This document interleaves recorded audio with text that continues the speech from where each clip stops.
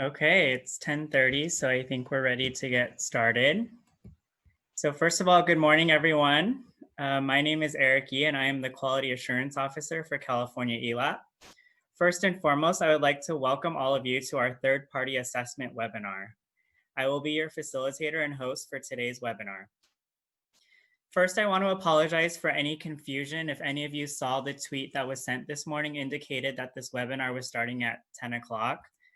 We are grateful that you have joined us via webcast this morning and want to thank you for taking time out of your busy schedules to be here. During these unprecedented times, we have all had to adjust our lives and daily routines accordingly in some capacity. We are pleased to be able to hold this webinar to help you understand the new regulatory requirements centered around the use of third-party assessors. Next slide. Again.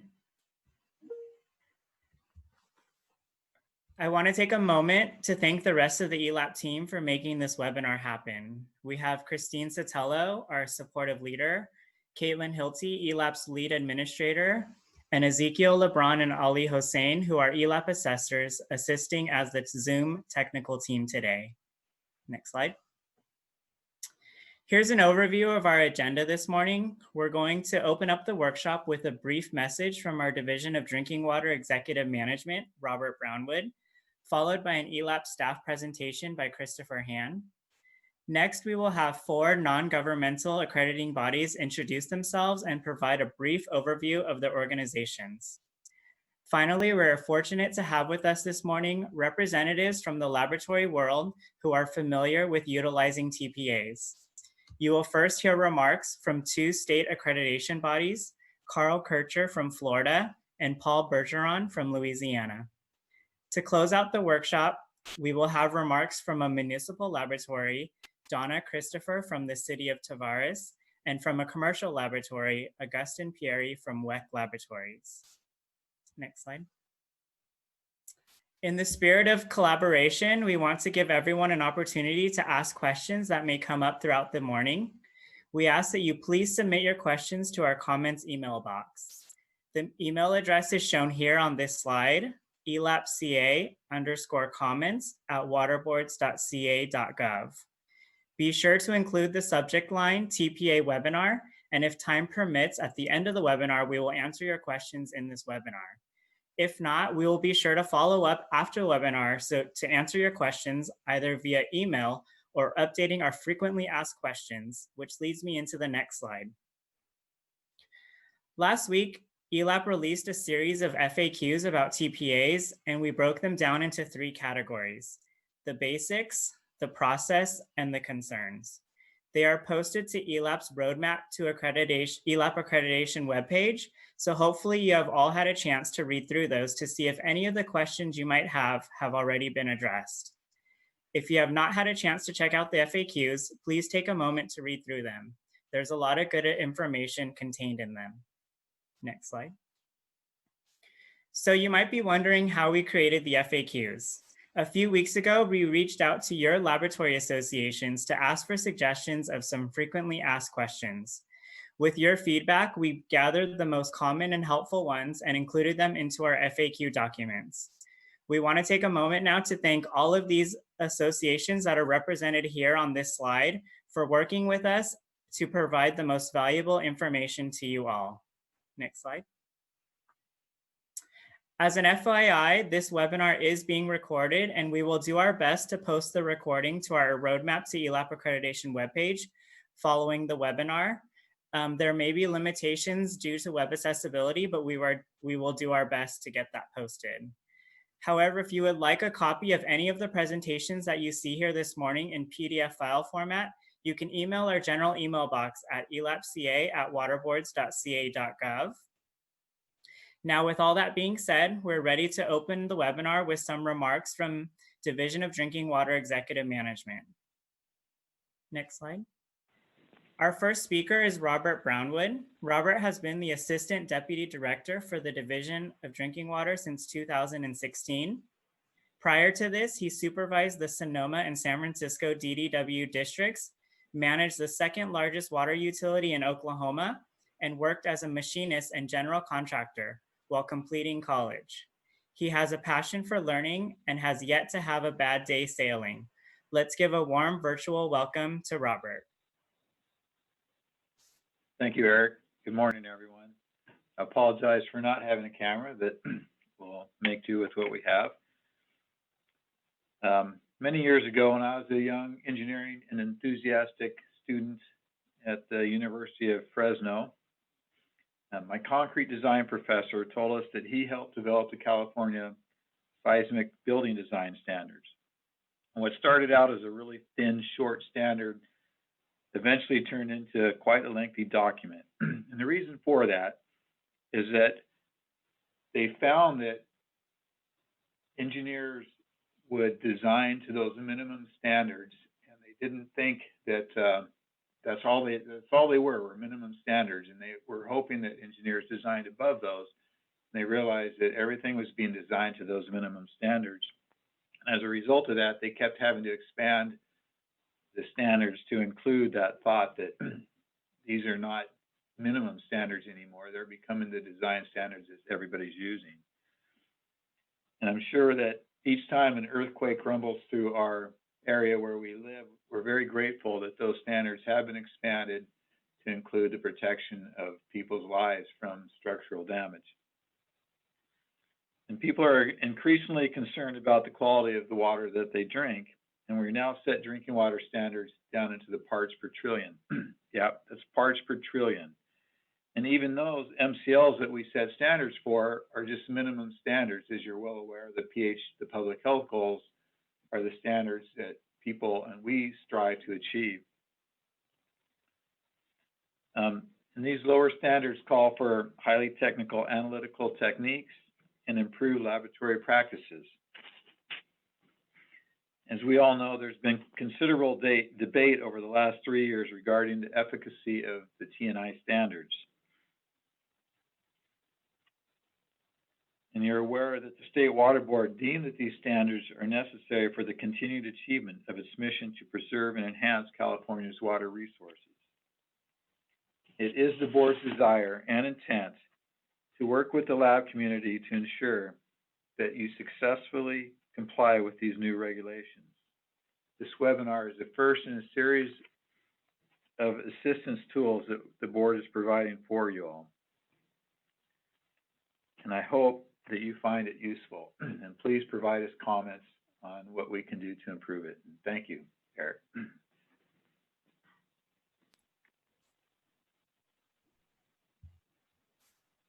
Okay, thank you, Robert, for those encouraging and supportive words. Next, we will have the ELAP staff presentation on the regulations regarding TPAs presented by Christopher Han. Christopher is an environmental scientist in ELAP's Program Development, Research, and Enforcement Unit. He graduated with a Bachelor of Science in Chemistry from California State University at East Bay, where he worked in a research laboratory studying the effects of high temperature and pressure on amino acids. Prior to his role at ELAP, he worked as a lead analyst for an environmental laboratory where he analyzed complex matrix samples for heavy metals. Christopher is a US EPA laboratory certification officer for both organic and inorganic chemistry, as well as microbiology, and has been involved in ELAP's regulatory development since its submission to the Office of Administrative Law. Let's give a warm welcome to Chris. Thank you, Eric. I hope everyone can hear me.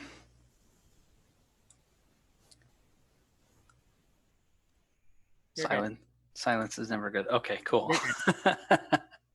I just want to reiterate as a reminder, this webinar is being recorded and we hope to post it to our ELAP website. Let's start with the next slide.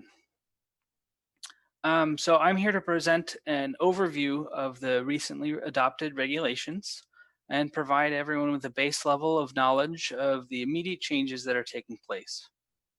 I'm going to be introducing the third-party assessment agencies and presenting a few paths forward towards compliance with the new regulations,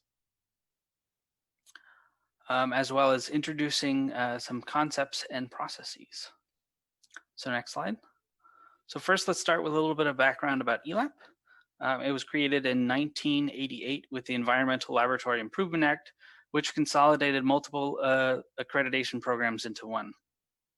ELAP exists to evaluate the competency of laboratories that produce data for California state regulatory purposes.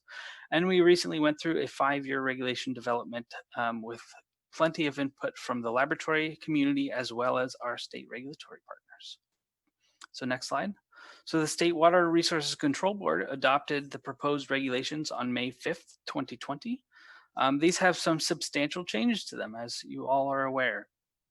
Some of the changes are just administrative to the ELAP program.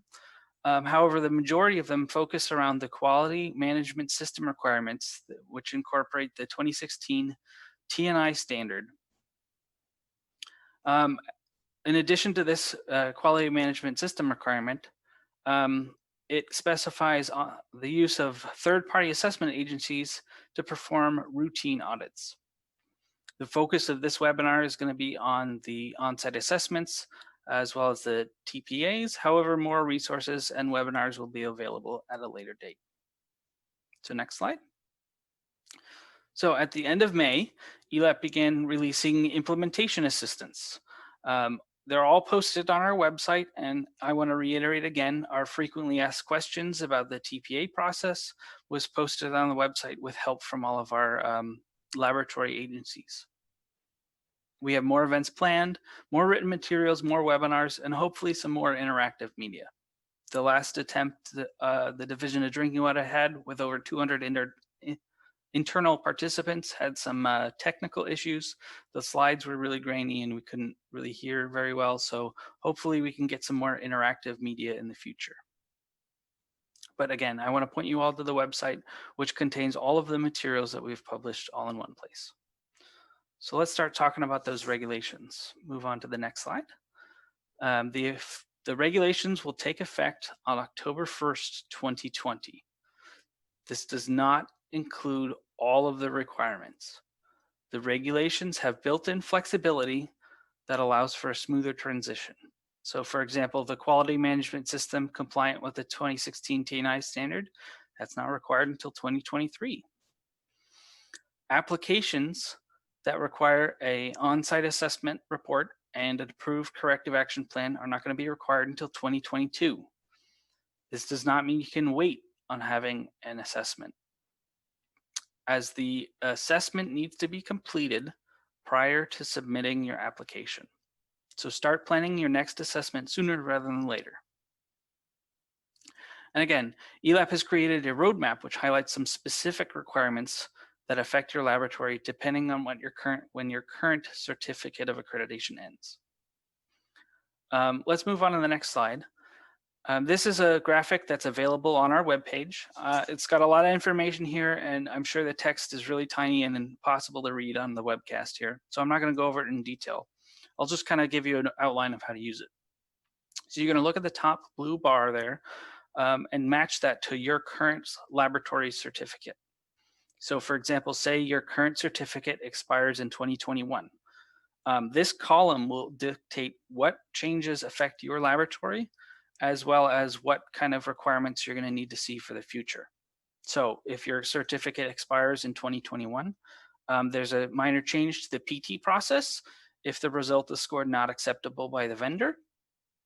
However, you're not required to have the quality management system compliant with the 2016 TNI standard, and your next application won't need the on-site assessment report and approved corrective action plan prior to submitting the application. Let's move on to the next slide and talk about some specific requirements. So, as I've said before, and I'll say again, the completed on-site assessment report and approved corrective action plan are going to be required prior to submitting your application. Your laboratory is going to be responsible for scheduling the assessment. So you're probably wondering, who can I schedule the assessment with? Well, some laboratories will have the option to use ELAP as the accrediting agency. However, all laboratories have the option to use a third-party assessment agency as their routine on-site assessment.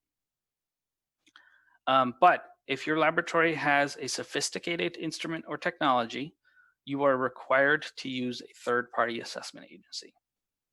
And again, the assessment must be completed before you submit your application. Next slide. So you're probably wondering, what is a sophisticated technology? How do I know if my laboratory needs to use a third-party assessment agency?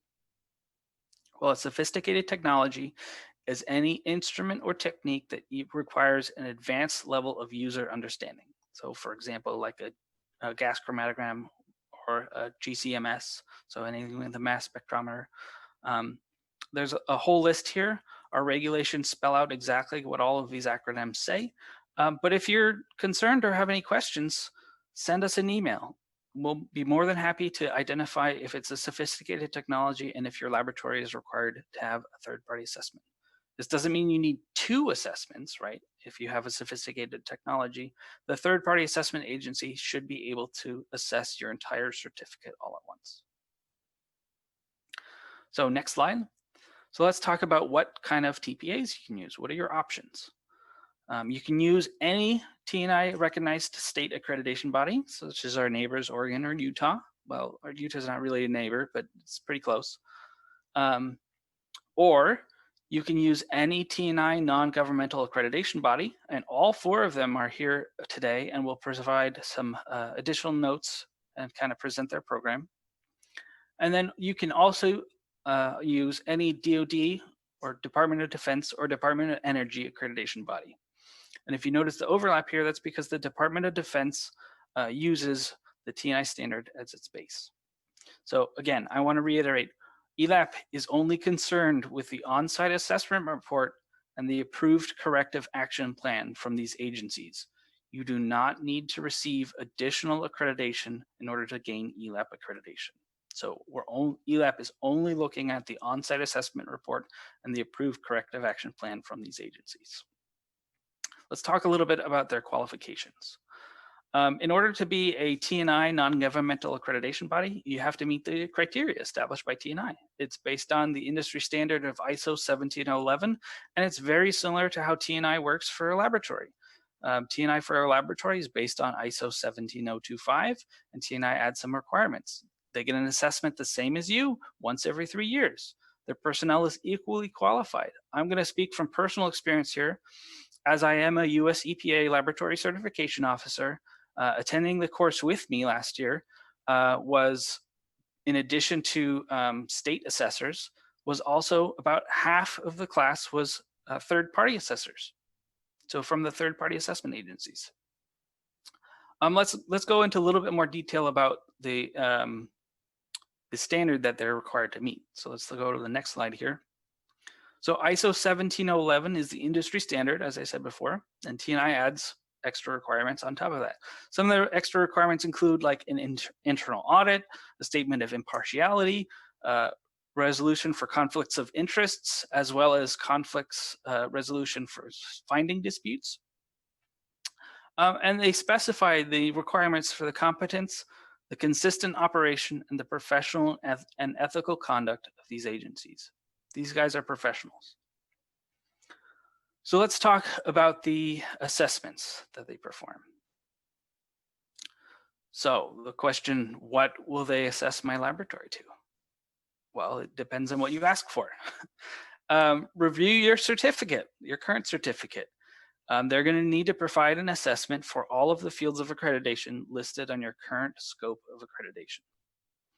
Are you planning on adding anything in the future? Do you want a new field of accreditation added to your scope eventually? Include that too. You can combine multiple assessments into one. And this would avoid having multiple assessments done over the years. However, you have to have them assessed to all of the fields of accreditation on your certificate of accreditation. And your quality manual determines what assessment they can perform. So is your laboratory ready to have another accreditation? Have the third-party assessor assess to the 2016 standard. This opens up the field for other states like Oregon or Utah. Or you can have them assess you to the specific California regulations. This includes 2 options, as the community calls it, TNI -2, which is the full TNI standard minus the technical manager and the PT requirements. Alternatively, you can have them assess you to the regulatory text. However, this is going to be available only until October 1st of 2023, at which point laboratories are going to need to be compliant with a T&I standard, minus the technical manager and the PT requirements. So let's move on to the next slide, and we'll go on to a little bit about what the process is. Now, the process is going to change a little bit depending on what third-party assessment agency you get.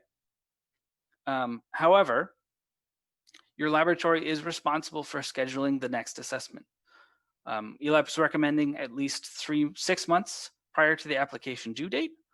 However, 6 months is only an estimate, and assessments can take significantly less depending on the detail provided in your corrective action plan and how many findings your laboratory gets.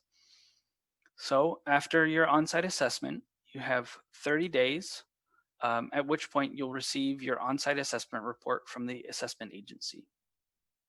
You then have 30 days to respond to that, so that's 60 days right there.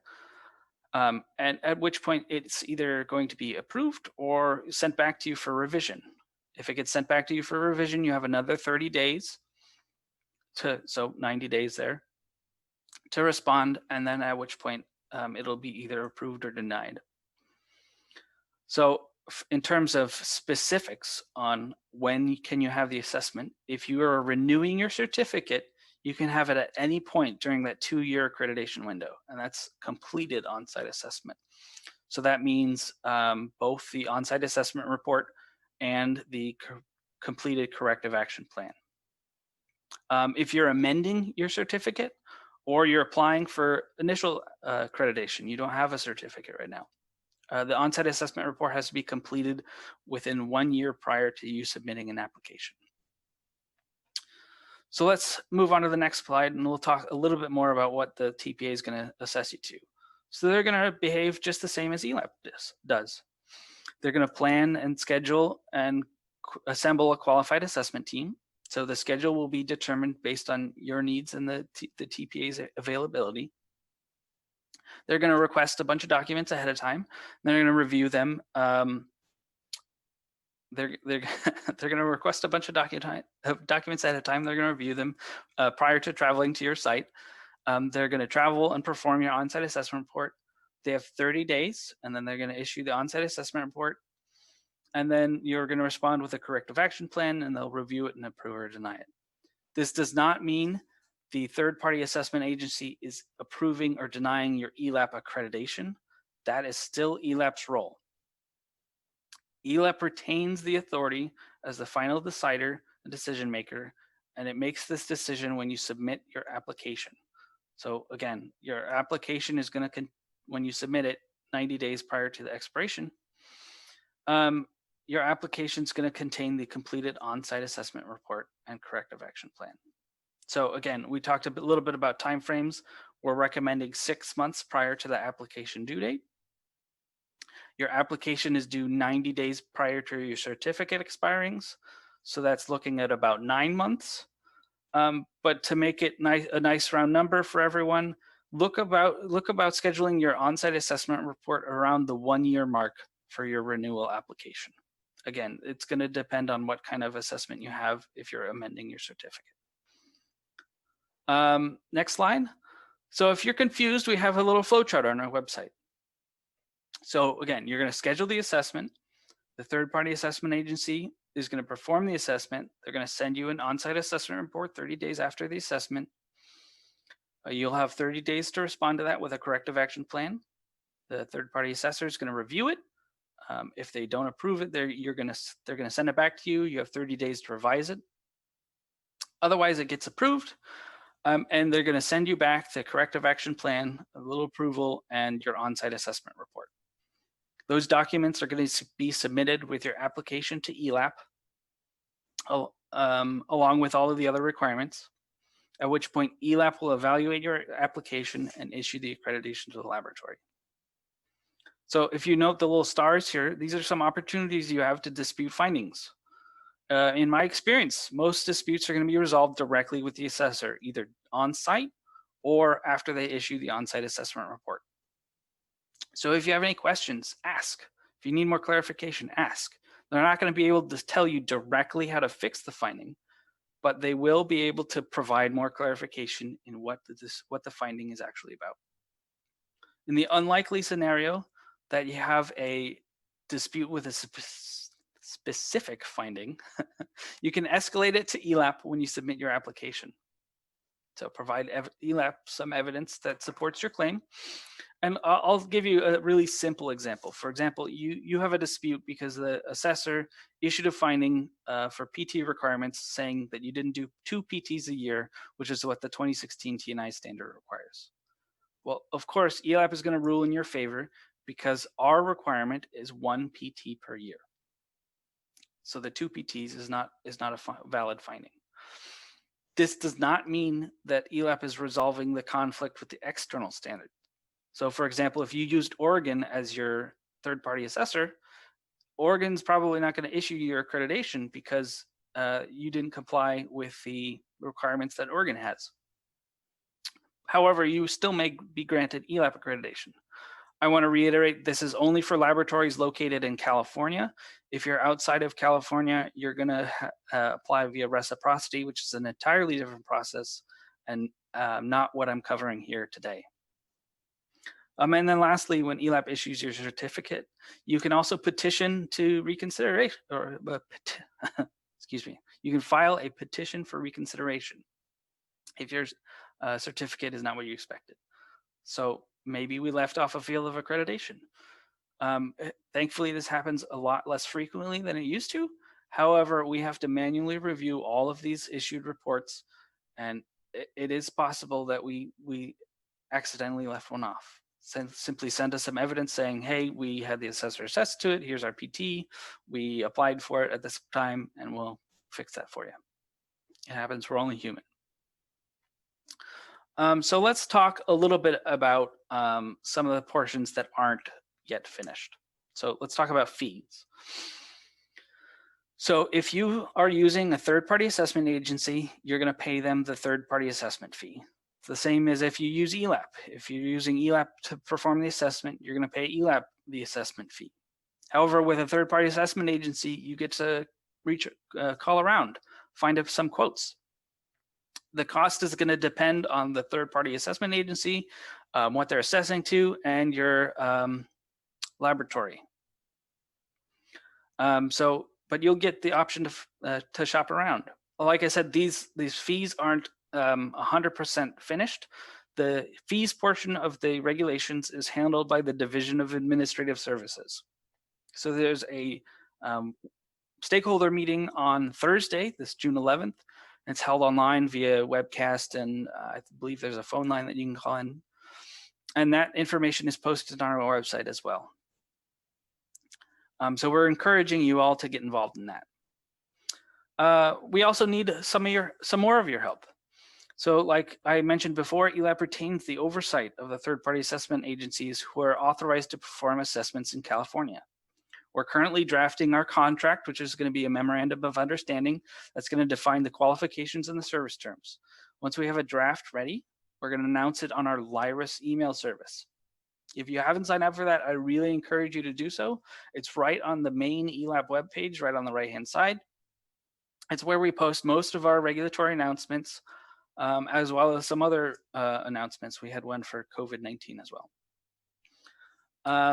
We need your constructive comments. You guys had some great comments provided to us during our regulation development, and we incorporated as many of them as we could into our draft regulations.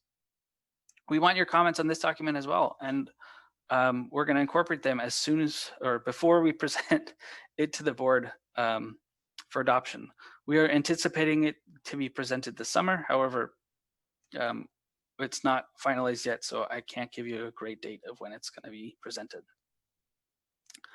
Let's move on to the next slide. We also are going to be tracking the third-party assessment agencies.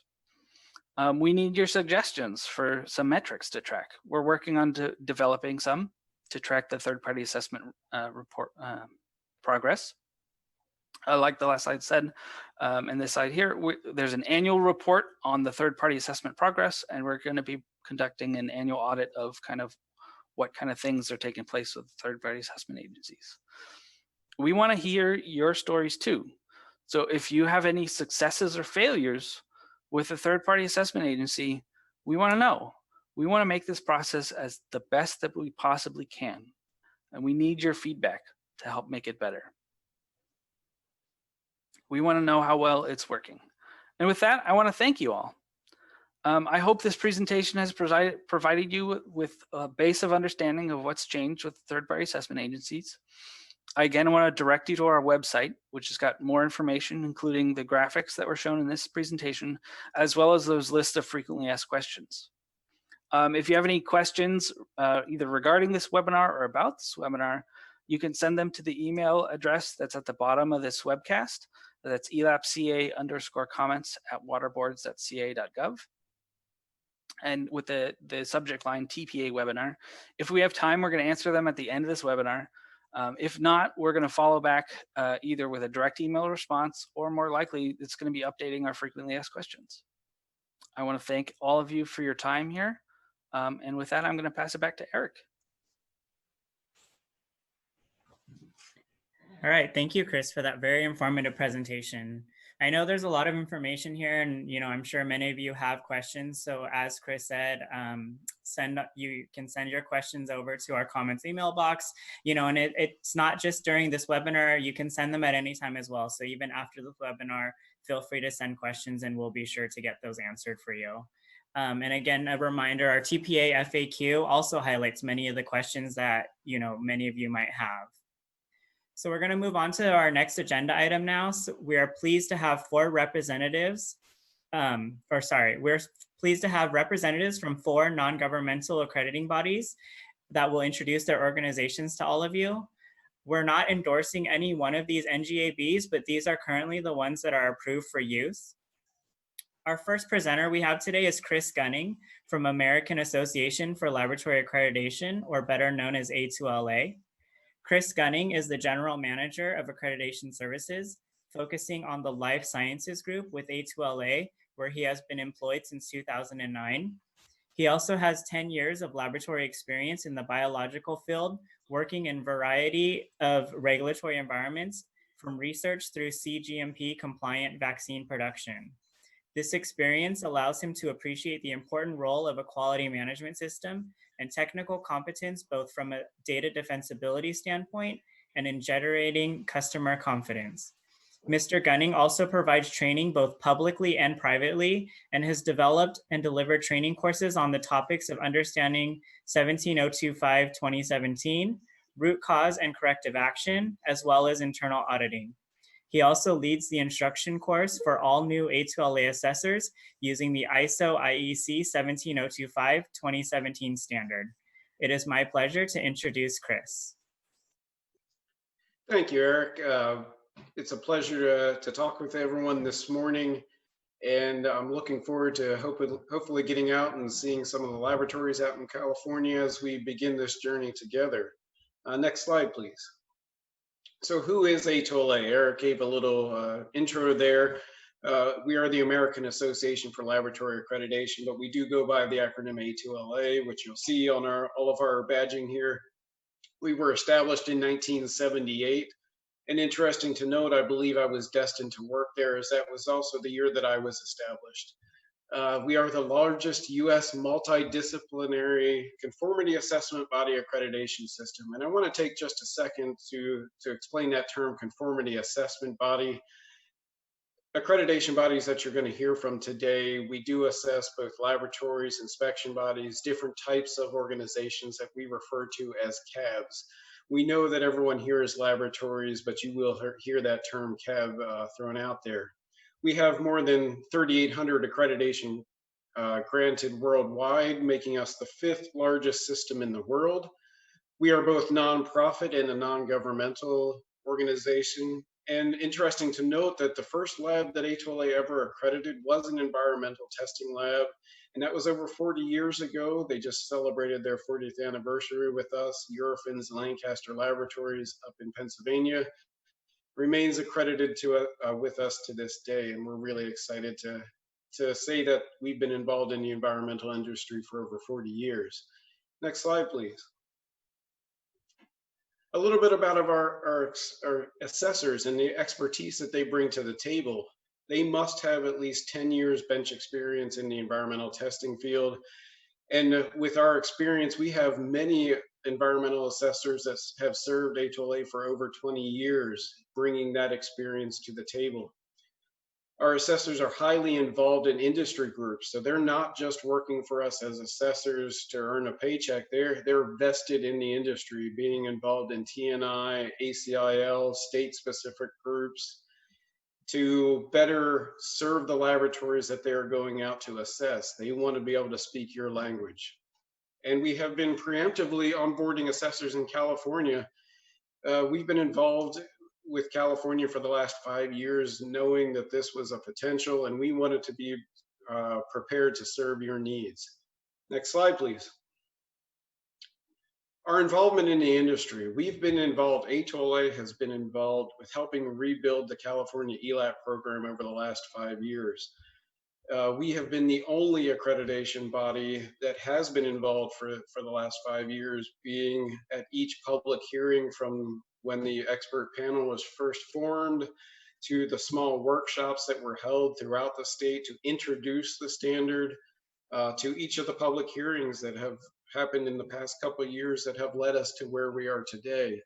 And I say that in that we were involved not knowing what the outcome was going to be. We were involved because it was important to help California rebuild, being the largest state with the most environmental testing labs. That's our dedication to the environmental industry. We're also involved in industry groups such as ACIL. We have several staff members and assessors that serve on the environmental sciences section. Next slide, please. Now, I know everyone's a little concerned with TNI, but what we bring to the table, HLA has been very involved with TNI. We've been a member since their inception. We have 2 staff members that have served on the board of directors, myself. I just rotated off, and I have one of my staff members now serving on the board. We're members on their quality systems committee. We're on their PT committees. We're on their field activities committees.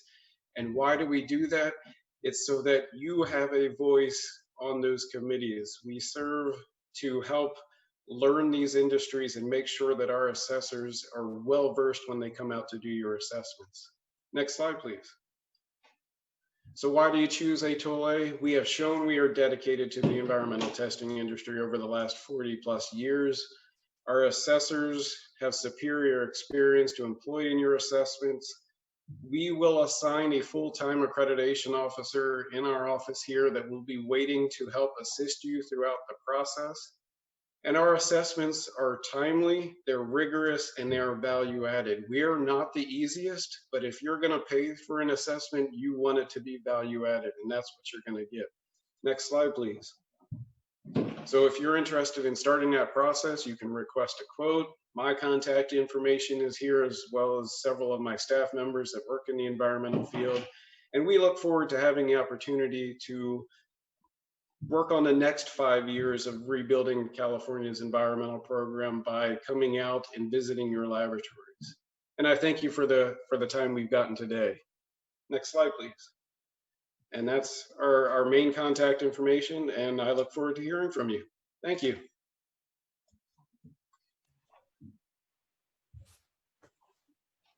All right, thank you so much, Chris.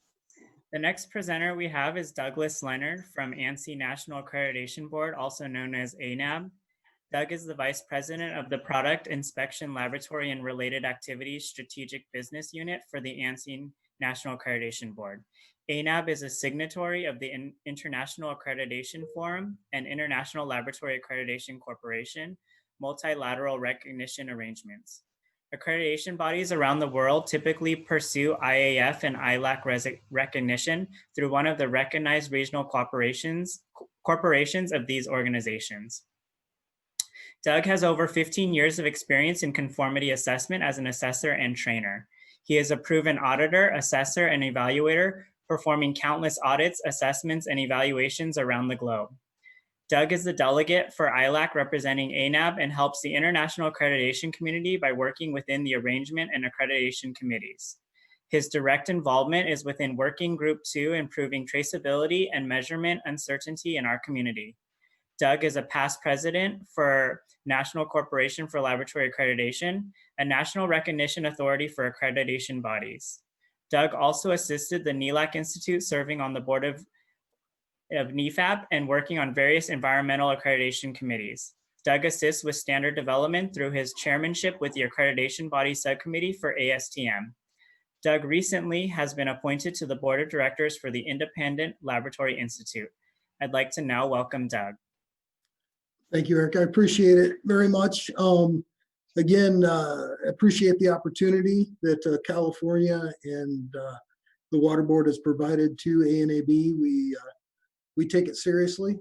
As Chris mentioned, our community is one that the independent accreditation bodies have really worked hard within TNI and within the state organizations, including Florida and other states, to give that trust for the community that we can come into the laboratories and work to support the regulations and also support the laboratory itself. Next slide. A little bit about who we are. ANAB is part of the ANSI corporate family. ANSI has two wholly owned subsidiaries, WorkCred, which is an affiliate working with government to support credentialing for individuals employed by corporations, by government, and does a lot of grants with the federal government and states. ANAB, we're a wholly owned subsidiary of ANSI.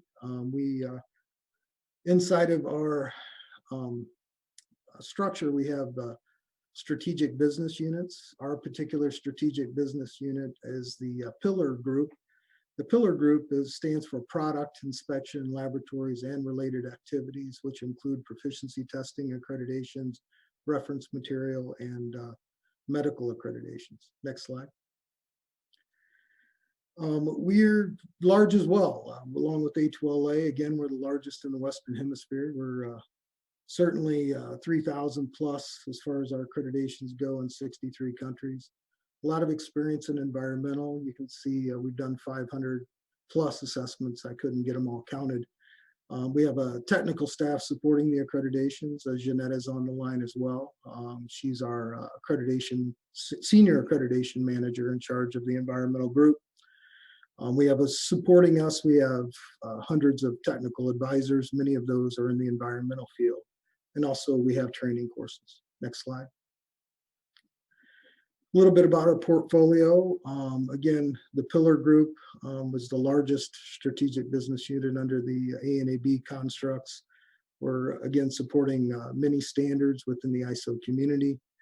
Our management systems, we do accreditation of management systems certification bodies. You've probably heard of ISO 9000. We accredit those organizations that provide the certifications.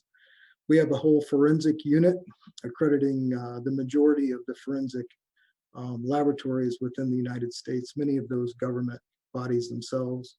And then we have a credentialing accreditation. This is the accreditation of personnel who issue personnel certification bodies who may be issuing certificates for the accreditation of folks that would be doing either training or credentialing and certification. Next slide. Why did the state of California choose to go third party? I'll leave that answer up to them, but I think probably utilizing our services and other TPAs was just probably a good idea, in that as professionals who have been doing this for many, many years, we've gained the trust of many federal, state, and even local governments, and again, including Florida, who we've been working with from the beginning for their using third-party assessment organizations, and in this case, limiting it to accreditation bodies, those that have been recognized by the Department of Defense, by, again, the EPA, Department of Energy, and it's a good choice, I think. And I think it's one that will prove to be beneficial to the state and to the laboratories. Next slide. A little bit about the process. I think that was mentioned again before, and I want to just reiterate that The application process for us would be one where once you would send in an application, and again, these things are crafted specifically for laboratories wanting to comply with the ELAP requirements. We give a price up front. So basically you'll get a quote from us for everything. There's no surprises at the end. We like to give a firm estimate to our laboratories, depending on how things go when the assessor's there. But typically everything's it's known up front. Then we would get the documents in, do a document review, have the on-site assessment, go through a corrective action process. Part of that also is we do a technical review where Janetta or one of her peers or one of the assessor's peers who are technical in the environmental field will go in and do a review of what occurs both from the assessor and the laboratory. Then that is sent on to the state. The state will make a decision and then everything repeats. Next slide. What we believe in, this comes right from our mission statement of ANAB.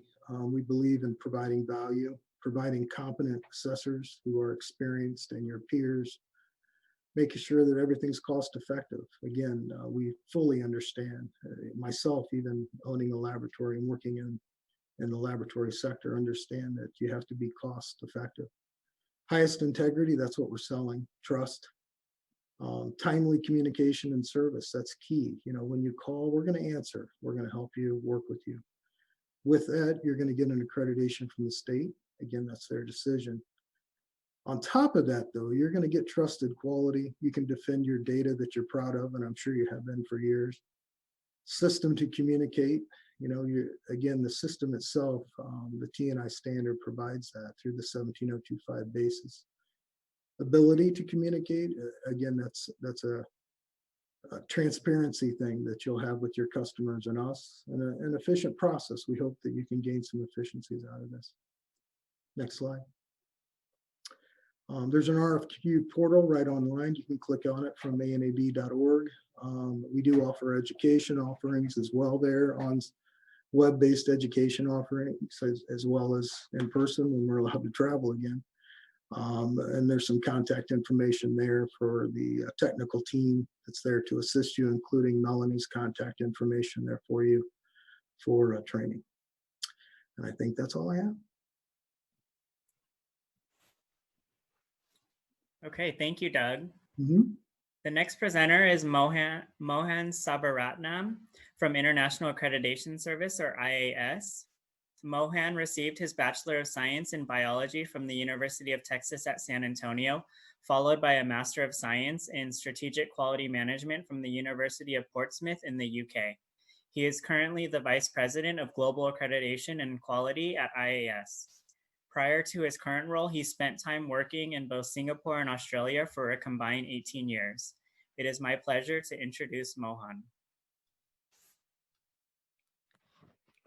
Good morning, everybody. Hi, Eric, can you hear me? Yes. Okay, very good. Thank you very much. And my name is Mohan Sabaratnam. I'm the Vice President for Global Accreditation and Quality for International Accreditation Service. We are one of the non-governmental accreditation bodies here based in California. The next slide, please. So as you can see, we are a homegrown accreditation body headquartered in Brea, California. We are part of Greater Los Angeles, 25 miles east of downtown. And we are a not-for-profit benefit corporation, which means that to manage impartiality and conflict of interest situations, you know, we are not-for-profit. Most important, we've been performing accreditations since 1975. So that makes us one of the oldest accreditation bodies in the USA. The other thing that you need to know is IAS is, you know, we're a subsidiary of a parent company called International Code Council. So for many of you that are not familiar, International Code Council is a technical code writing body, and they write building codes here in the US, which many cities and departments, both in the US and internationally use. The next slide, please. Right. I don't want to go through the list, but however, you can see all of the logos that we have. These are many of the recognitions that Currently, IAS has, we are TNI recognized. We're an ILAC MRA, which is the multilateral recognition arrangement for testing, calibration, and inspection.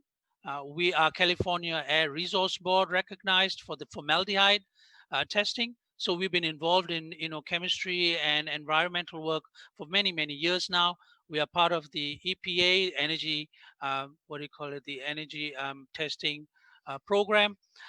We also have Global CAP, which is an international accreditation scheme, food safety, and of course IHAP, which is the International Halal Accreditation Forum. So please, the next slide. As you know, IAS has jumped forward in assisting many of the California labs as well as ELAP in trying to set up a few webinars. We've already had 2 webinars by which we have encouraged a lot of the California labs to move forward and to explain some of the requirements. We have a 3rd webinar coming up on June 30th. Now, the videos for webinar 1 and 2 are available. So if you had registered previously, you have access to those videos, and the certificates for those webinars may also be, you may have also received a lot of them. Dr. Tony Francis is our trainer, and he has been a TNI assessor for many, many years, and he brings a lot of valuable information during the webinars. The next slide, please. So as you can see, this is the list that basically the fields of testing that you'd find under ELAP, and there are many more. However, what I wanted to highlight to you is that we have greater than 150 laboratories accredited by IAS, both here in the US, in California, and internationally, that can do work in these areas. So we have assessors across the board that specialize in these kind of technical areas. The next slide, please. So this is one of this couple of steps by which you can get a quotation from IAS, and that quotation will help you identify whether you'd want to select IAS as your NGAB for performing, or the TPA for performing your accreditation. You can, just our website has already been set up.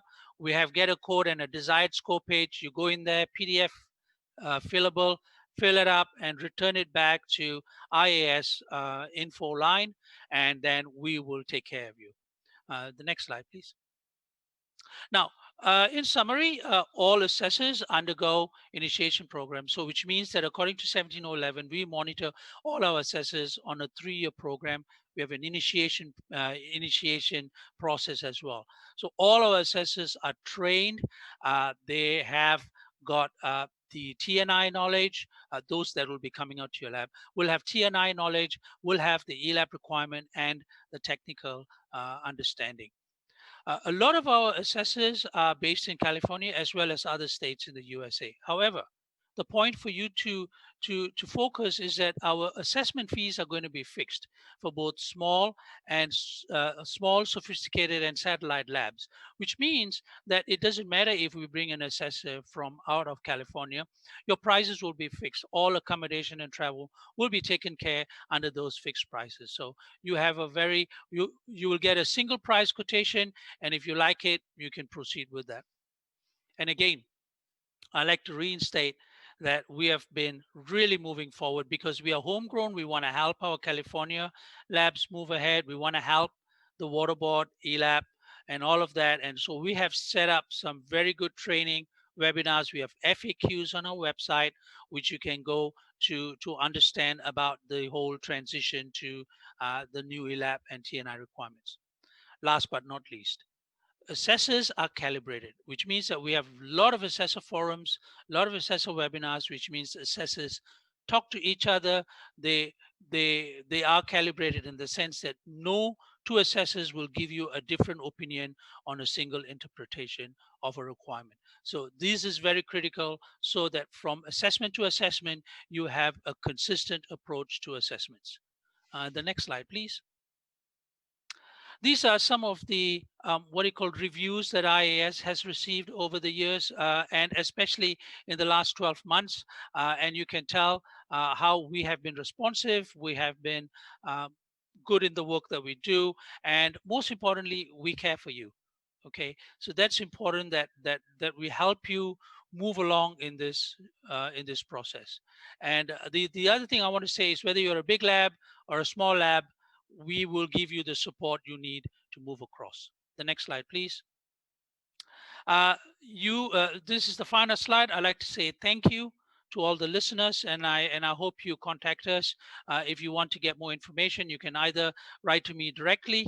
My email address is there, or my colleague Duncan Miller. We both can help you. We have a team that's already been set up, and we will be able to help you, provide you with the codes, and also move you along this process. And with that, I'd like to say thank you, and it's over to you, Eric. Okay, thank you, Mohan. Our final presenter for this portion is Tracy Scherzen from Perry Johnson Laboratory Accreditation. Tracy is the President and Operations Manager of Perry Johnson Laboratory Accreditation, PJLA, a private third-party accreditation body located in Troy, Michigan for the past 12 years. Tracy is the Managing Director of all accreditation schemes and business operations for PJLA's headquarters office in the United States, as well as the branch offices located in Japan, Mexico, Italy, and the United Kingdom. Prior to this appointment, she served as the Audit Logistics Manager for PJLA's related body, Perry Johnson Registrars, a quality and environmental management certification body. In support of her vast knowledge of quality management system and accreditation regulations, she serves on several international associations committees and boards such as the International Laboratory Accreditation Corporation, ILAC, and the Asia Pacific Accreditation Corporation, APAC, as well as national associations engaged in environmental, food safety, cannabis, and medical science, such as the NELAC Institute, AOAC, and the American Council of Independent Laboratories. Tracy has over 18 years of experience in quality management system and accreditation criteria. She holds a general science and business administration degree, as well as several ISO 9000 and ISO 17025 series training certifications. Please help me welcome Tracy. Thank you, Eric. And first of all, I'd like to start off by thanking the California Water Boards for having us on the webcast today. I think it's important to show the audience that and explain to the audience about who we are and how we're all going to be working together. This is a great opportunity for all of us and for the laboratories and the accrediting organizations. So like Eric said, I am the president of PGLA. I've been with Perry Johnson Companies. My bio is a little outdated now. It'll be 20 years here in July. Perry Johnson Laboratory Accreditation has been operating since 1999, but Perry has actually been around for a very long time, since the 80s, actually, where he started his training organization. So our company, although has been open since 1999, we have been around for quite some time. Next slide. So our office is located in Troy, Michigan, so that's about 30 miles out of Detroit. We also have offices globally, like Eric had mentioned, in Japan, Mexico, Italy, and now in the UK. Here is our listing of ISO standards that we offer at this point. We have about 1,375 accredited facilities. We also belong to some national programs such as DOD, DDOE. Several of these are regulatory US organizations, the EPA. We also offer accreditations for T&I field sampling organizations and work with Florida DOH and Minnesota as a third-party assessor.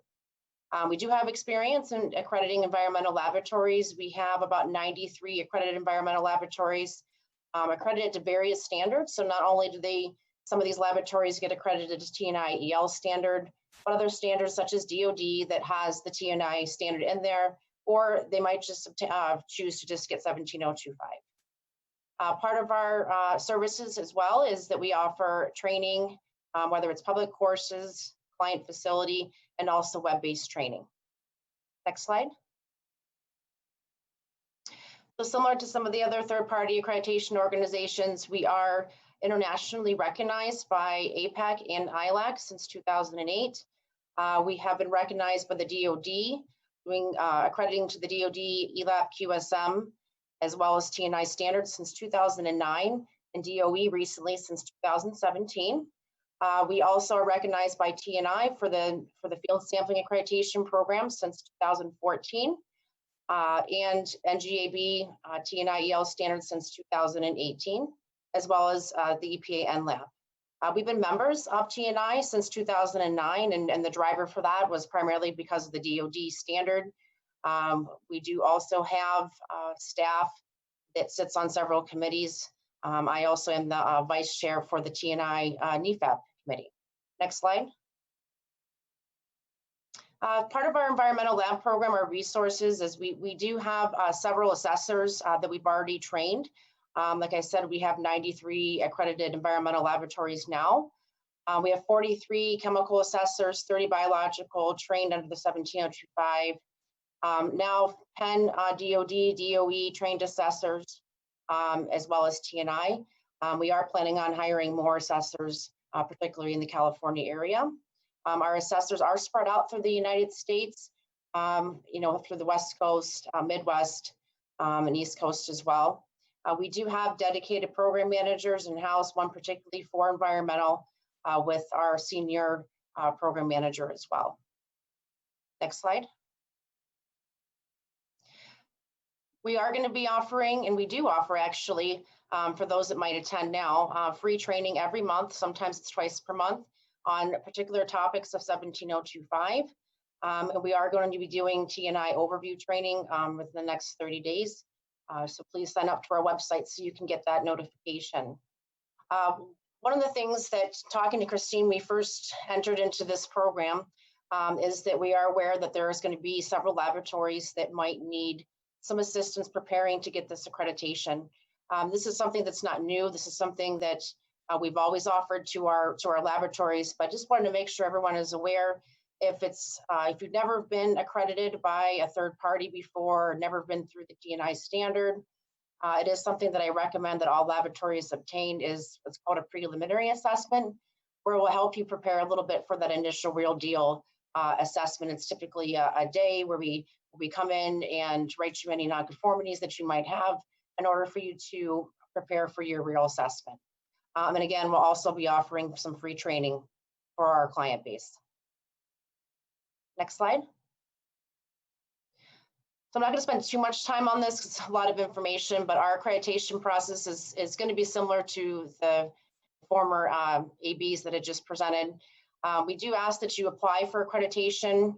We are going to want specific items on your application about your methods, the matrix, analyte technology. Typically, if you send us your current California scope, or if you have another state accreditation scope, that should be fine. But we do need you to fill out an application. We will do a documentation review 30 days prior to your on-site assessment. If your documentation review passes and there's no outstanding or any critical things that we see might delay that on-site assessment, we'll go ahead and proceed. The on-site assessment will cover your entire scope of accreditation and your quality management system. We then will issue you a report and review it here at our headquarters office. And if there's any changes, we will send you a revised report, but we would expect the laboratories start working on their corrective action really when we leave, because you will have an idea of what those findings are. Next slide. Once the corrective action is received and reviewed and approved by your assessor, we then will have a final decision made on your accreditation. You will get a certificate from us as well with our accreditation program. So although I know that California will be making their decision, we also will be issuing a certificate as well. And then 12 months from your initial accreditation assessment, you will be required to do a surveillance. And after that, a reassessment. Okay, next slide. So PGLA and California ELAP, again, we really look forward to this program and being able to use our TNI NGAB recognition. This is a great opportunity. This has been going on now for quite some time, where all of us have been recognized, but there hasn't been too much of a driver for laboratories to use our type of organization for their accreditation. So again, we really look forward to doing this.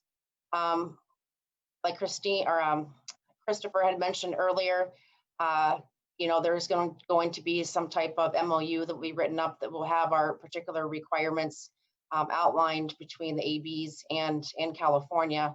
But we're on board. We're going to be, providing the reports to you that should meet the California's requirements. We do plan on, and I'm sure this will be in some type of MOU, providing updates to California about laboratory status, commit to their schedules and their assessor qualification. And again, we're here overall to support California's initiatives, but also to help support the laboratories. Next slide. Okay, so I would like to thank you again very much. California, thank you for inviting us today to this. Here is my contact information and then also our website. Thank you. All right, thank you, Tracy. And I want to again thank all the speakers from the 4 NGABs represented today. Again, if there are specific questions for the NGABs, you can email us in our comments email box during this webinar, or you can contact them directly. So next, we're pleased to have 2 speakers from 2 other states who are our state accrediting body colleagues that will talk about their experience utilizing TPAs and using them in accreditation. So our first speaker is Carl Kircher from the state of Florida. Carl Kircher graduated with a Bachelor of Science degree in chemistry from the University of Arizona, followed by a PhD in analytical chemistry from Michigan State University. He has been with the Florida Department of Health Environmental Laboratory Certification Program for 27 years. His main duty includes being a laboratory inspector, including preparing reports and granting certifications. He also serves as contract manager for the third-party laboratory assessment providers and worked in rulemaking to amend Florida's administrative code regulations for certified laboratories. He is a US EPA Safe Drinking Water Act certification officer for microbiology, chemistry, radiochemistry, and cryptosporidium giardia. Please welcome Carl.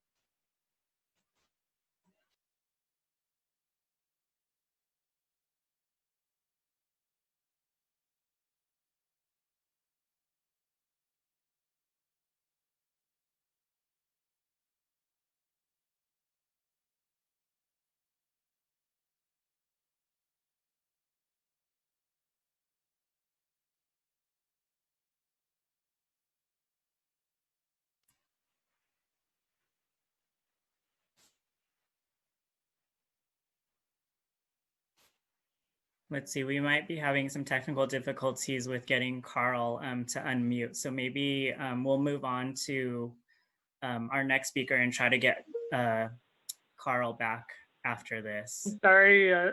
Oh, okay, there you are, Carl.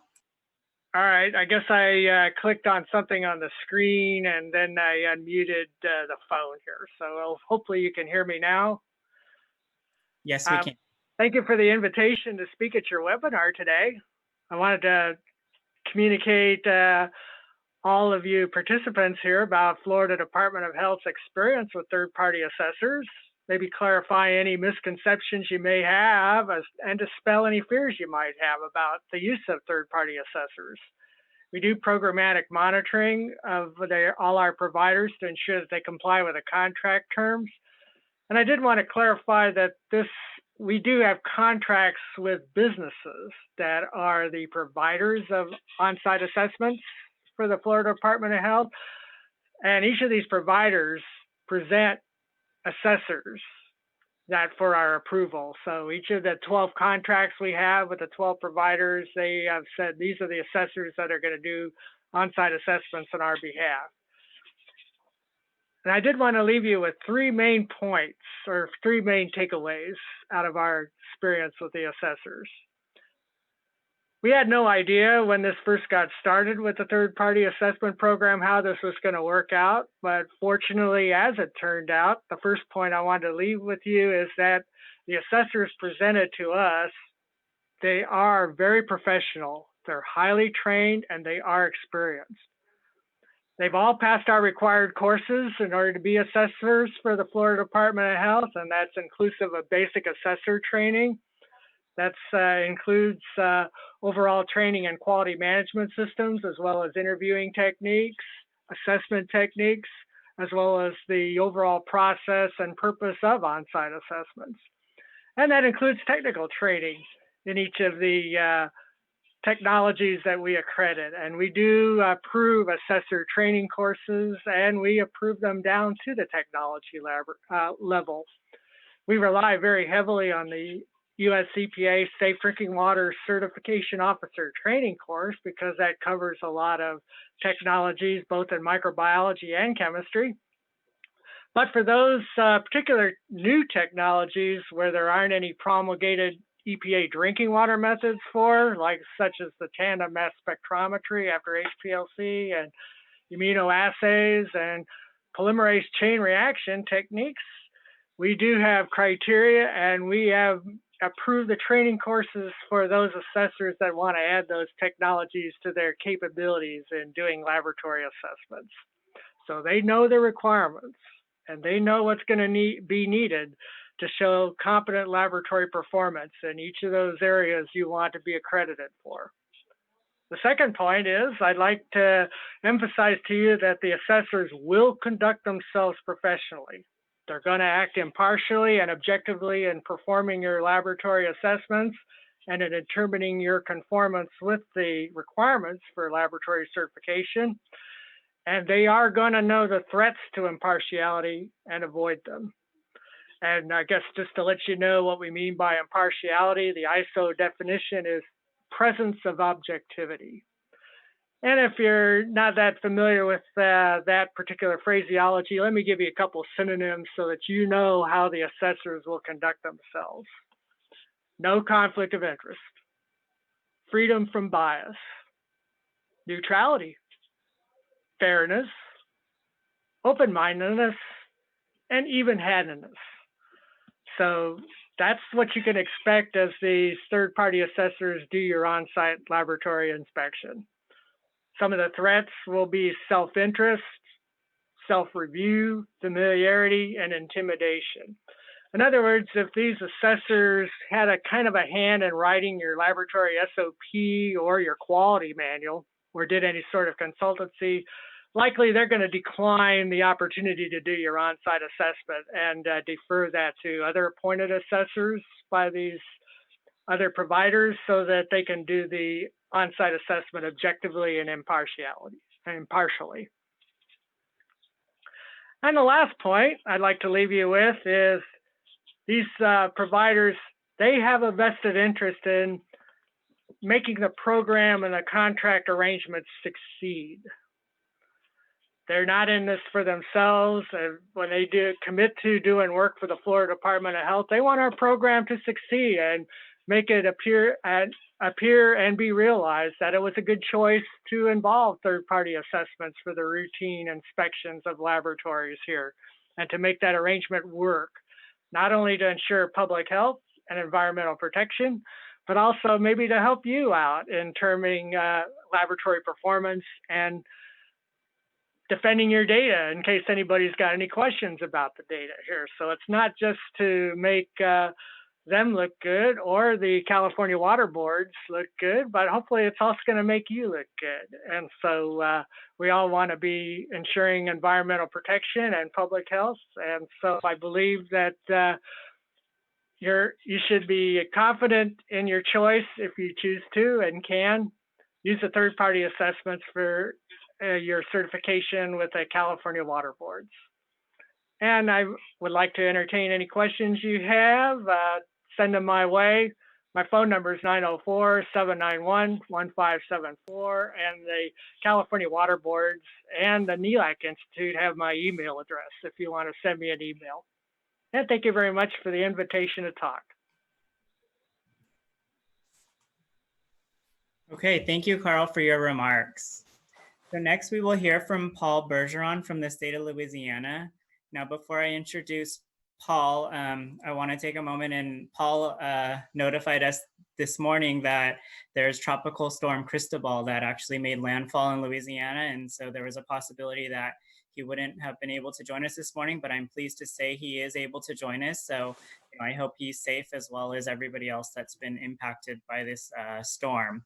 But Paul is an environmental scientist manager with the Louisiana Department of Environmental Quality in the Permit Support and Laboratory Accreditation section. He has 9 years of experience in commercial testing laboratories, 3 years of experience in a municipal laboratory, 4 years of experience as a laboratory assessor, 2 years of experience as an air water permit inspector, 11 years of experience as a laboratory accreditation program supervisor, and 1 year of experience as a section manager. He is currently a member of the NELAC Institute, serving as representative on the National Environmental Field Accreditation Program Executive Committee. His past service also includes 5 years as the vice chair of the National Environmental Laboratory Accreditation Program Accreditation Council.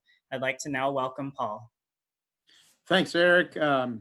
And good afternoon or good morning to everyone. I'm happy to report Cristobal is up near the Arkansas state border, and I'm just getting the back end of the rain. I'm the manager for the Permit Support and Laboratory Accreditation section that includes the Louisiana Environmental Laboratory Accreditation Program, ELAP. Next slide, please. I want to jump right into what do the third-party assessors, or contractors, as I call them, do for ELAP. All the out-of-state laboratory assessments are performed by third-party contractors for Louisiana. The number of assessors that are assigned to these assessments depends on several factors, such as the size of the laboratory or the purpose of the assessment. It may be a routine biennial assessment or a scope, or just an assessment for a scope amendment. All expenses are reimbursed by the laboratory. Our department has zero-cost contracts. Next slide, please. Our contractors must satisfy the requirements of the 2009 T&I Standard Volume 2, Module 1 and Module 3. The contractors must also comply with the requirements of the Louisiana Administrative Code. ELAP maintains records on all contractors and makes them available for internal auditors and NELAP evaluation teams. So just as the laboratories undergo scrutiny, so does our program. Next slide, please. The current list of our third-party contractors includes Ordway and Associates, Shepherd Technical Services, Dade Moeller NV5, A2LA, American Association for Laboratory Accreditation, William Ray Consulting, TrackMac, and ANSI ANAB. Next slide, please. So we start the process by giving instructions to the contractors. We tell them to contact the laboratory to determine its assessment needs. Does it need a full quality system assessment or a methods only assessment, for example? We instruct the contractors to prepare a quote and send it to the laboratory. And then we instruct them to wait for ELAP to confirm the assignment of the assessor. Next slide, please. We send these instructions to the laboratories. The laboratories are instructed to expect to be contacted by contractors at least every 2 years. We instruct the laboratories to review all the quotes that they receive. We instruct the laboratories to confirm with ELAP if a contractor has not provided a quote. We want to make sure that the communication is there. We then expect the laboratory to notify ELAP of a quote that the laboratory chooses, but it's ELAP that confirms the assignment of the contractor for the assessment task. Next slide, please. So the laboratory is going to be asked by the contractor to prepare some pre-assessment materials. It includes checklists, standard operating procedures, or data packages. Facilities are required to complete and return the checklist prior to the assessment. The contractor is going to use that checklist as a tool to verify compliance with the T&I standard or with our Louisiana Administrative Code. Off-site reviews are also used to help reduce travel time for the assessment and visiting time for the laboratory. Next slide, please. And in the assessment, when it begins on-site, this has to be ready for review. The quality assurance plan, the standard operating procedures if they weren't already provided, quality assurance data, and proficiency test data, again, depending on the standard being used. The T&I standard requires 2 proficiency test studies per year, as does the Louisiana Administrative Code, although in some certain cases, 1 study is acceptable for an initial applicant. Next slide, please. The laboratory inspection that the contractor performs follows this outline.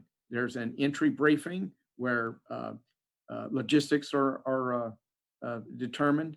A review of documentation will occur after that briefing.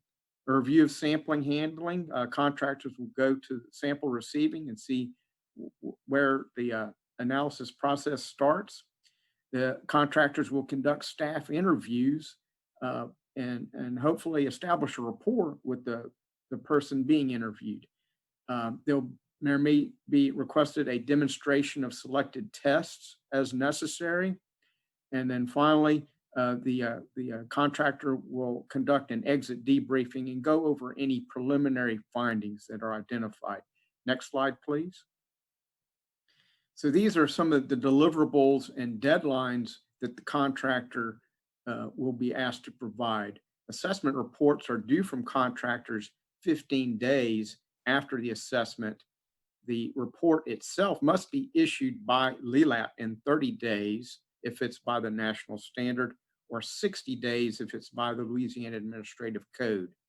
Corrective action plans are due from the laboratories 30 days after receipt of the assessment report. A copy needs to go to the contractor as well as ELAP. Responses to the corrective action plan will be prepared by the contractor, and they are due 15 days within 15 days of the receipt of the plan. And they're issued by ELAP 30 days after ELAP receives the corrective action plan. Correction of findings identified during assessment has a schedule of 6 months. Laboratories must implement corrective action 6 months after the receipt of the assessment report. Next slide, please. So here's some contact information if you have further questions. Physical address for ELAP is 602 North 5th Street in Baton Rouge, 70802. The supervisor is Dr. Kimberly Hamilton Wims, and her phone number is 225-219-3247, or you may reach her at her email, kimberly.hamilton-wims@la.gov. And you can contact any of us at ldEQ.labaccreditationprogram@la.gov. I just want to thank Christine for giving me an opportunity to participate in this the ELAB webinar. I wish the laboratories all the success in the world. I hope the contractors can be very helpful to them, and I hope ELAB can achieve its goals. And I know it's been very hard starting or restarting ELAB from the ground up, but I know that there are competent people that can do the job. Thank you, Eric. Okay, thank you, Paul, for your remarks. I hope both Carl's and Paul's perspectives provide you all with a better sense of what to expect when working with the TPA and how these 2 other states utilize TPAs in their accreditation process. So doing a quick time check here, it looks like, we're 5 minutes to 12. So we have a couple more speakers with us today. And so it looks like we might go a little bit over. So we've received, I believe, around 10 questions so far in our email box. So unfortunately, we probably will have to respond to those questions after the webinar is finished. So our final agenda items are remarks from 2 different laboratories that utilize TPAs in their laboratory. Our first speaker is Donna Christopher, who is with the City of Tavares, a municipal laboratory. Donna is originally from Luton, England, educated at Luton University with a bachelor's degree in laboratory technology. She immigrated to the United States in 1995 and has worked in many different labs, including dairy, food science, research and development, brewery, pharmaceutical, environmental, and water wastewater with a total of 35 years experience. While working in research and development in England, she implemented the NAMAS accreditation standards. She is the laboratory manager for the city of Tavares, where she has been since 1997, implementing the TNI standard in 2000-2001, and maintaining accreditation since this time. I am pleased today to welcome Donna. Thanks, Eric. Can you hear me? Yes. Hi, everybody. I want to thank the California ELAP for allowing me to speak today so that I can give you a small lab perspective on the process that we went through with the TPAs. I have worked as a lab manager for over 23 years, and I'm also the FSCA Regional 3 Director and have been since 2015. Next slide, please. So we are a small municipal lab servicing our water and wastewater departments. We have a small scope of accreditation, only 11 analytes, plus drinking water for micro. And we only have 3 staff, and that includes myself, and have been operating under the TNI standards since 2001. Next slide, please. So I think one of the first things that we need to address in order to gain a successful TPA audit is the idea of building a quality culture, of getting the quality system where it needs to be. And I think to do this, one of the first most important things is that management needs to be on board, because your attitude as a manager is going to set the tone for your employees. So if you're not on board, the chances are they will not be on board. You need to build a system that your staff understands and can follow. I'm a big proponent of the KISS principle, so you want to keep it simple so that everybody can follow it no matter what their experience or qualifications, and build that quality culture based on integrity. Every lab will have deficiencies, so you're not alone.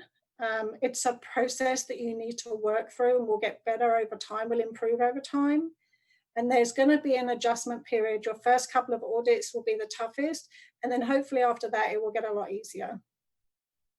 The third-party assessors are there to help you perfect your quality system. So if you use the audits as a tool to improve your system, make corrective actions each time, then it will be very beneficial to your lab. And there are always going to be staff that are not 100% on board with the program, that will complain that it's too much work. I think especially for a smaller lab, there's a lot in the TNI standards and you need to scale it back for the smaller lab. And to be blunt, those staff members will probably get on board, or they will probably end up leaving. Next slide, please. So third-party assessors, I think one of the things you need to remember is that they're regular people just like you and I. And they're really there to help you. They're not there to make your life miserable or point out your mistakes. Expect more deficiencies on your initial audit.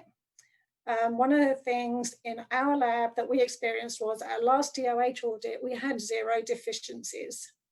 And then we went into the third-party assessors, and I think we had about 12 deficiencies, which is really pretty good, but not compared to the 0 we had on DOH. But you should know that there were labs out there that had upwards of 30 deficiencies on their initial audits.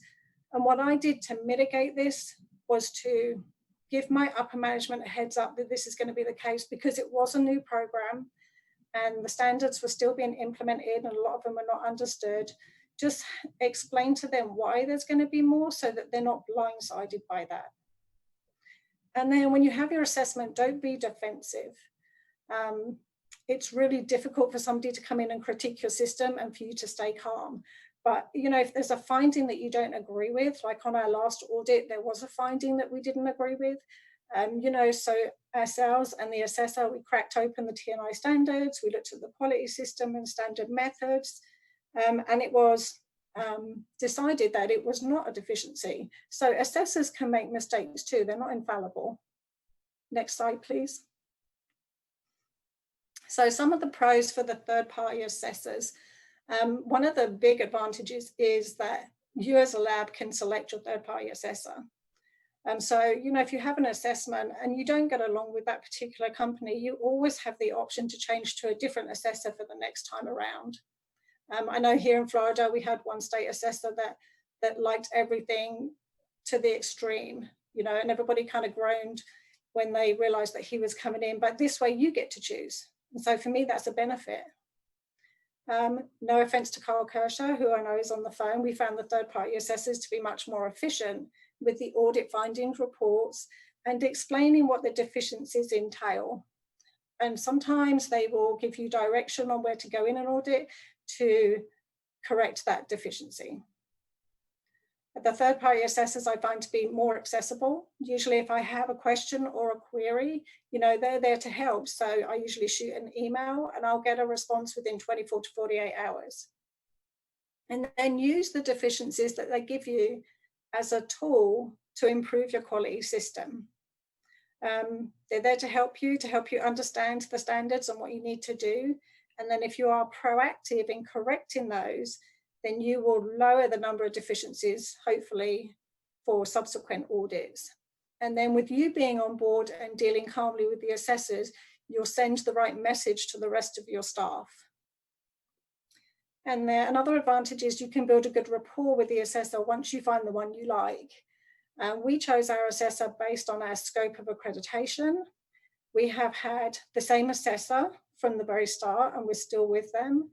We like them, they're more geared towards the small municipal labs, and so they suit our needs. So just when you're looking at finding an assessor, just find one that suits the needs of your lab. And then moving forward, what we've done with the FSCA here in Florida, we have had the assessors come in and perform workshops and presentations during our semi-annual conferences where they will go over the most common audit findings. And this is a great tool for reducing the number of deficiencies you have and improving your audits at the time. Hey, Donna. Next slide, please. Yeah. So we just got word that the webcast went down. So if you can pause for a second while we Sure. try to get that back up. Thank you.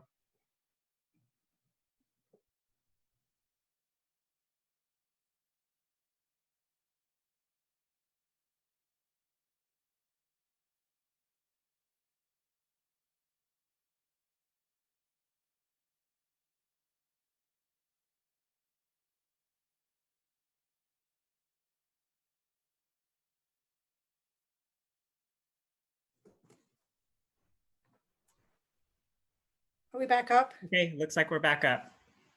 Okay, do you know where it went down? Do I need to do the slide again? Maybe you should do it one more time. Okay, so the pros for the TPAs, the main advantage is that you get to select your third-party assessor. So if you have an assessment and you don't get along with the auditor, you can change to a different company the next time around. I find the third-party assessors to be more efficient with the audit findings and being more helpful in explaining what the deficiencies entail at the time of the audit and maybe offering some guidance on how to correct those. They're also more accessible. Usually if I have a problem or I don't understand something, I can shoot off an email and I will get a response within 24, 48 hours. And then you really want to utilize the TPAs and the deficiencies that you get in an audit to improve your quality system. You know, they're there to help you understand what you need to do. And then if you're proactive, hopefully with the next audit, you'll have less deficiencies. And then that sets the tone, because if you react in that way, then the rest of your staff are more likely to be on board. You can build a good rapport with the assessor once you find one you like. We've had the same assessor from the beginning. We chose them based on our scope of accreditation. They were more geared towards the small municipal labs, so they understood the complexity of the standard and how it should be implemented on our scale, and we're still with them.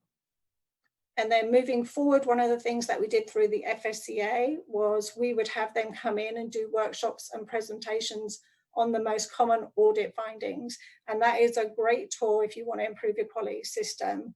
And then in addition to that, at Tavares, we've also hosted classes on interpretation of standard methods, the new MDL procedure, calibrations. So there's always that training option as well. Next slide, please. So some of the cons for the TPA, of course, it's not free. And this was a major concern when it came up in Florida, and it sparked a huge debate among the FSCA community. Our first audit was slated to be around $5,000, which we thought was a little steep. But in all reality, when our first audit came around, it was only $1,400. One of the things I did as a preemptive strike, I let my finance department and upper management know why there was going to be a cost associated with having an audit when we hadn't had that previously. And that kind of smoothed the way. I was able to get it in budget beforehand, so it wasn't questioned. And then we coordinated with local labs in our area. So we have 4 local labs, all quite near each other. And we got together, we compared our audit dates, we paired up in 2s and had our audits in the same week. So what that does is it cuts the cost of travel for the TPA, and then that saving is passed on to us, so it doesn't cost quite as much. And then following the inspections, we also share our deficiencies. So I have an audit, say I get 5 deficiencies, I shoot that off to all the other labs, and then they have the opportunity to maybe look at their lab, see if they have the same deficiencies and correct it ahead of their audit. So you really want to be proactive. Assessments are usually longer, but are more thorough. So I guess depending on your perspective would depend on whether that's a pro or a con. You know, if you're like me and you like the challenge of an assessment, then I guess it really would be a pro, but everybody's different. And then unscrupulous auditors. This has not been my experience. I know a lot of the TPAs from the FSCA conferences, they all work to, you know, very high morals and integrity. You know, their jobs and reputations are on the line, so I cannot see anybody taking a backhander to smooth the way through your audit. And then concerns about price gouging. You know, there are more than one TPA. It's a competitive market. And if you're like me and you work for a municipality, we have to get 3 quotes. And the chances are the city is going to choose the cheapest quote unless I can justify otherwise. So, so they're looking to keep your costs down. Next slide, please. So, you know, in conclusion, you know, implementing the standards can be very overwhelming. I would say just take it 1 step at a time, separate it out into modules and work on one and then build on that all the way through. Understand that change is difficult. It's difficult for everybody. And then you really want to be prepared as much as you can, implement as much of the standard as you can before the first inspection, and then network with other labs, because that is an awesome tool if you can do that. If you have other labs in your area, if you don't understand something, you can shoot off a question. We actually started to have area lab meetings where we would all get together with our concerns or interpretation issues and sit down and hash them out. And then in a couple of years' time, hopefully, you know, you guys will have got through your first inspections and it will become second nature. So I'm going to end here. If you have any questions, my contact information is on the screen. You know, if you want to shoot me an email or give me a call, I will definitely help in any way I can. Thank you guys for having me. Back to Eric. Okay, thank you so much, Donna, for your perspective. There was a lot of valuable insight into what our laboratories can expect when working with a TPA. Now, I understand during Donna's presentation, the webcast went down for a moment or two, but don't worry, the webcast is being recorded. So if there's any portion that you may have missed, you'll be able to watch it later. And again, it looks like we're about 8 minutes over schedule here of what we planned. And so I just want to apologize for the delay. And we are at our final speaker now. So our final speaker this morning is Dr. Augustin Pieri, who is from WEC Laboratories, a commercial laboratory located in California. Dr. Augustin Pieri obtained his BS in chemistry from the University of Southern California and his PhD in chemistry from the University of California, Santa Barbara, where he worked on synthesizing photoactive pharmaceuticals and nanocarriers. He has authored many scientific publications and has given numerous presentations at technical meetings on topics ranging from inorganic photochemistry to environmental analytical chemistry. At WEC Labs, he has worked as an analyst in all sections of the laboratory, and since 2007 has worked on developing methods for emerging contaminants by techniques such as LC-MS, GCMSMS, and ICPMS. Since becoming technical director in 2016, he continues to be active in developing methods for emerging contaminants, as well as modernizing legacy analytical methods to lower detection limits and increase data quality. Let's give a warm welcome to Augustin. Thanks, Eric, for that introduction.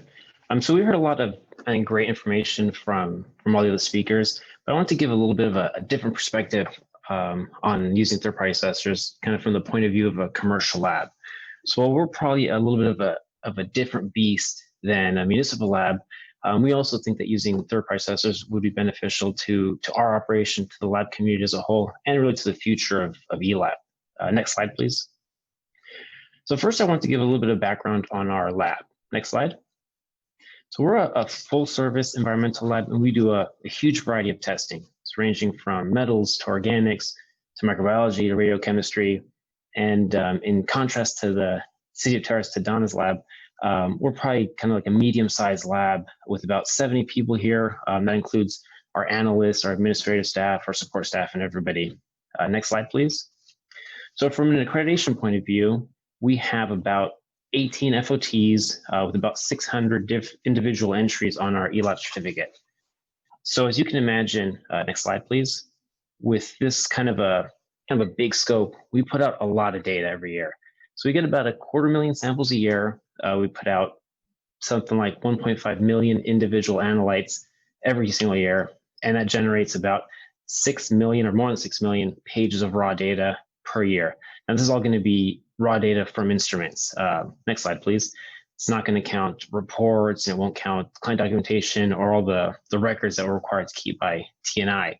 And speaking of TNI, it actually, it took us a couple years to get TNI when we first implemented it. And it was tricky, it's a lot of work to get your ducks in a row, like Donna mentioned. But once we got it in 2004, I think it was, it's pretty easy to maintain to keep it going. It's just that hard part is right at the beginning. Can I get the next slide, please? So the huge amount of data that we generate and the variety of tests kind of present some challenges for on-site assessments. Next slide. So first is that huge amount of data.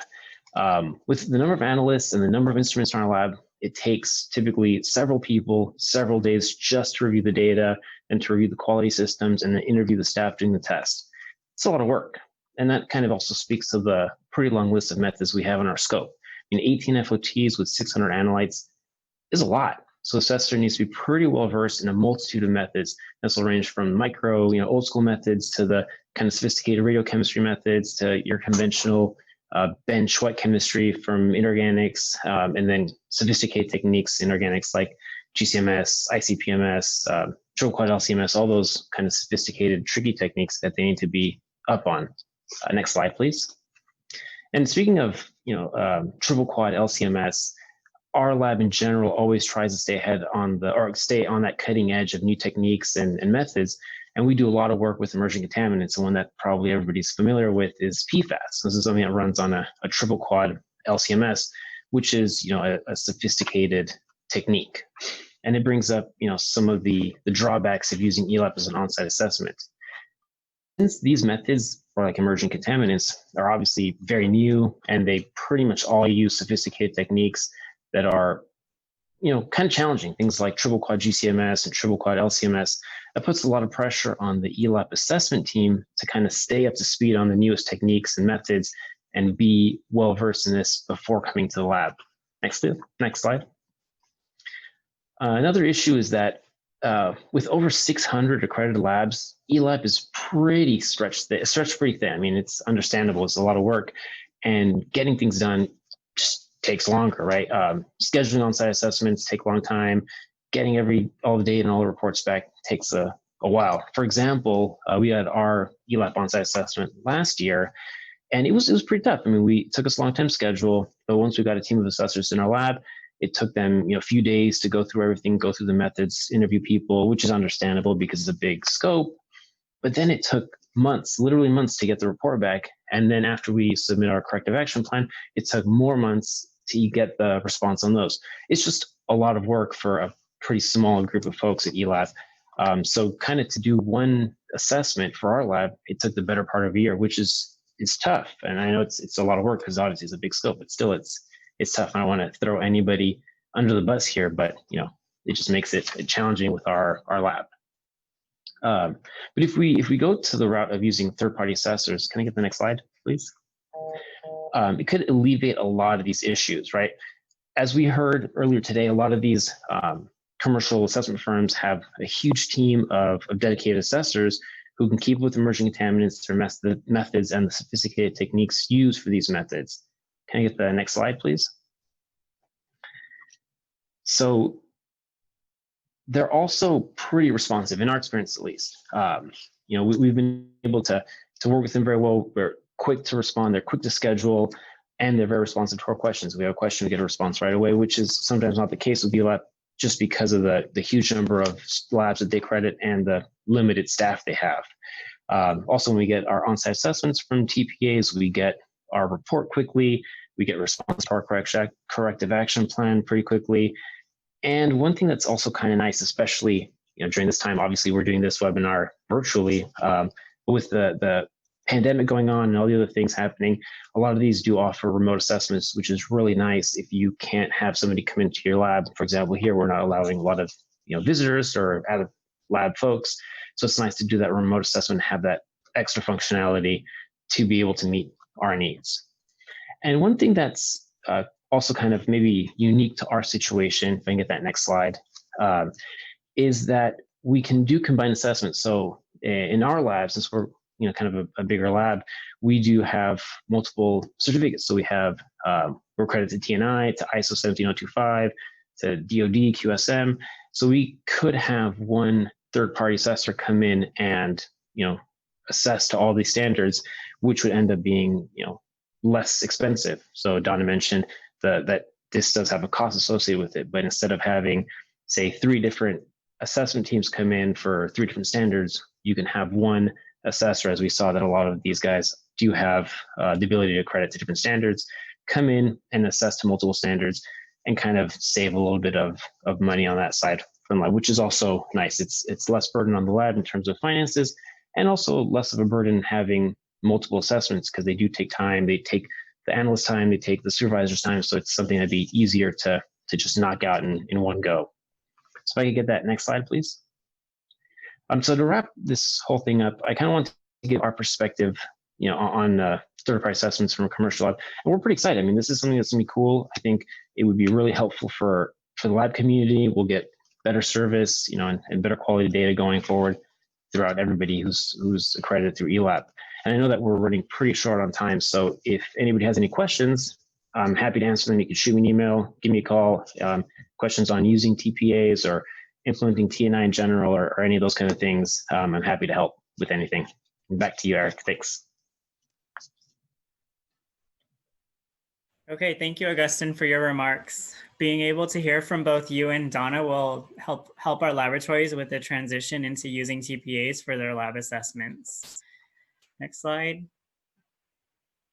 So we have received many questions from you, and unfortunately, we're over time at this moment. So just want to make sure, don't worry, we'll be sure to collect all the questions and either respond to you individually or update our TPA FAQs. So be on the lookout for that. And if we've received any questions that are specific to one of our speakers today, we will be sure to forward your question to them to respond. Next slide. So here are some next steps. There was a lot of great information presented today, and I'm sure it was a lot to take in. So I want to take a moment here to remind all of you of what some next steps are for you. Again, there is going to be an ELAP fee stakeholder webinar this Thursday on June 11th, so be sure to attend that. And then also I want to make a reminder to be prepared to comment on the TPA oversight term soon, which is what Chris mentioned earlier in his presentation. We'll be reaching out for your feedback and comments. And finally, now is a good time to determine your laboratory's path to compliance regarding TPAs. For some of you, using a TPA to perform your laboratory's on-site assessment will be required, and for others, it is an option. So start planning what the best path forward will be for your laboratory. And this is not the only opportunity to learn more and gain information about the new regulations. We have a whole roadmap to ELAP accreditation initiative, and we will have more webinars detailing other portions of the regulations. Next slide. So in closing, I want to again thank all the speakers who took time out of their busy schedules and provided such valuable information. And thank you all for joining us this morning for our TPA webinar. I want to again apologize for the extended webinar, and we appreciate your time this morning. I hope you found this to be helpful in clarifying your questions. Again, after this webinar, if you have further questions specifically related to a particular TPA, you can reach out to them directly. Or if you have further questions related to the regulatory requirements, please reach out to us at elapca_comments@waterboards.ca.gov. And finally, we want to say an early happy World Accreditation Day tomorrow. Accreditation signals confidence on various levels, and we're proud to be working in this industry. Thank you again, be safe, and have a great rest of your day.